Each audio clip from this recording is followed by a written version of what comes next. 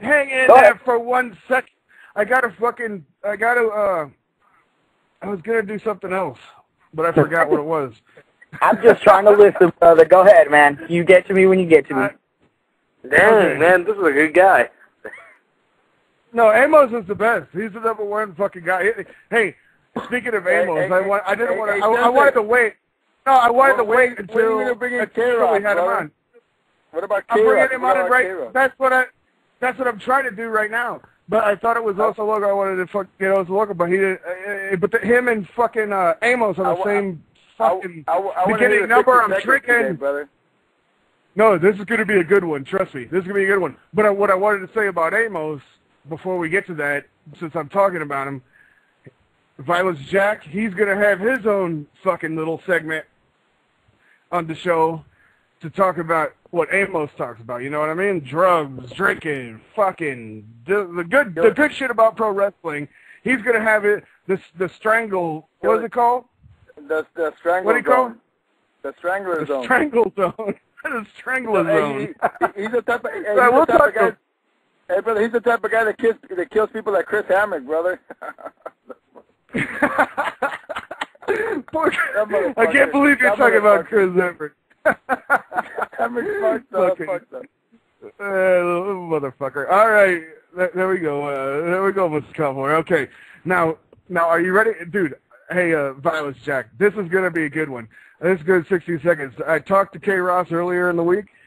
My memory, obviously, you know how it is. I don't remember what day it was, but he called me and told me like some shit went down. So it won't be 60 seconds. It's going to be more like a few minutes. You know, we're going to talk to him for a minute so he can tell this story because he's got all kinds of heat with everybody in SoCal, dude. All right, we just got to fucking make this shit happen because this is going to be fucking great.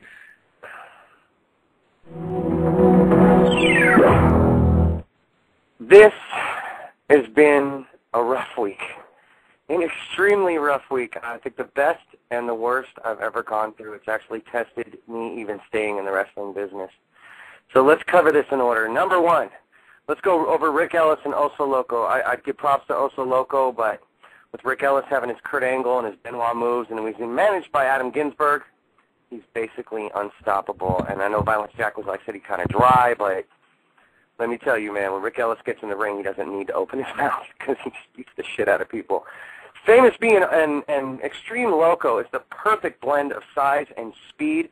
They're definitely going to beat Chaos and Rico. Chaos may get a little overconfident because he did train Famous Being, and Rico Dynamite often gets distracted by the 465 streamers on each foot.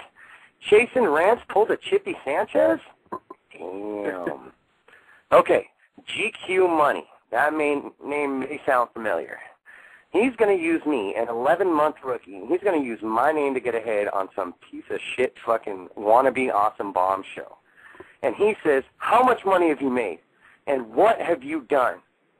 Well, first of all, it's not always about money. Sometimes it's about respect. And after listening to GQ Money, the only thing you've got respect from are the fat strippers. What have I done? Well, let's see. I'm the new voice of Nox Pro. That's Kishi, Gangrel, and Black Pearl. It's the only West Coast underground wrestling company in the world. I never know who's going to show up. Brian Christopher, Gene Snitsky, John Heidenreich, anybody from the Hogan Tour. You really got to keep your eyes on Nox Pro. Lying and piece of shit promoters. I am so sick of people saying one thing and doing another. I can't stand it. I thought it was bad in American wrestling. Try going into lucha. These motherfuckers lie to you in another language. So you don't even know what the fuck they're talking about. Steve Payne and the Internet Championship. Here's where it comes from. I would like to thank Steve Payne for everything he's done. This is it. I really would. Okay. Steve is a great guy. Yeah. Dragon Mania, AAA. He really wants to go there, and some shit went down at PW this weekend. And I know you guys are salivating. I mean, everybody in SoCal knows, but I am going to leave it at this. Steve Payne is a phenomenal superstar. I just took his number out of my phone, and we'll leave it at that. What can I say? There's some things you don't do. I want to leave you with this. Everybody wants to be famous, but there is only one famous B. And I'm sorry for sticking your tagline, bro, but this guy, you open your mouth and you find yourself fucking drooling at his matches. And it's an honor to even, mention his name. But I've got big plans for B. I got big plans for a lot of SoCal stuff. I just can't believe I get signed by Nox Pro and I lose everything. I lost everything else, Sensei, this week. Everything. I almost got the shit beat out of me by 3 fucking luchadors, one who's juiced to shit, and that was scary. I lost my favorite lucha fed. I lost a couple friends, but, the good and the bad, you got to kind of stay with it. Mr. California really wants me to bury GQ Money, so let's give him what he wants. GQ Money, you piece of shit. You ran with XPW with a bunch of hookers on coke, and you want respect, and now you open up a wrestling fed that I'm going to call the shit pit in some piece of crap Chatsworth, California that it's not even on my fucking GPS, and now you want to call me out and have me come to your fed and go promo for promo? I'll tell you what, I had a talk with Gangrel. If you ever want to come by Nox Pro, you can take it up with him, and I'm telling you, you're not going to walk in those doors, bro. You're not going to want to do it. So GQ Money, you come find me on the street. We're going to go neutral ground on this one. I'll meet you at a fucking Dave & Buster's. I'll meet you during the fucking NFL season. I'll meet you anywhere, and I will bring my video camera, and I will show you that all your years of experience meant nothing, that Chris Kloss and Kevin Kleinrock were the real XPW, and you were a fucking tag-along, because when I went to XPW, you were doing some sort of I want to be stone cold bullshit that you couldn't even fucking pull off. And it was a good thing that a bitch with big titties came out, because I was falling the fuck asleep. I can't stand you, GQ Money.